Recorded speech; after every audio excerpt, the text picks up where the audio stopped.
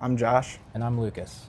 Coming into freshman year was really nerve-wracking for me, to say the least, but come to find out that you will adapt very fast.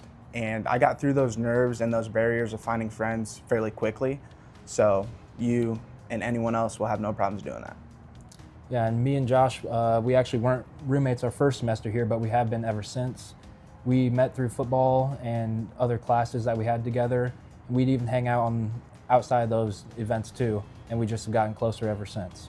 Yeah, we've also started like fishing together. Our families are close, meeting at the tailgates and stuff and whatnot. And yeah, we would do a bunch of stuff now.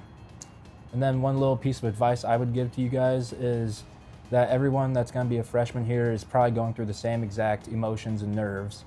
So you can bond off of that because everyone's doing it, everyone's the same with that. And then you just need to meet people through sports, clubs, or even classes or outside of it and just find your people to hang out with. Yeah, and my piece of advice would be that it's going to be all right. You have this whole college thing, you have everyone to help you and that wants to help you grow into an adult. So you'll be good.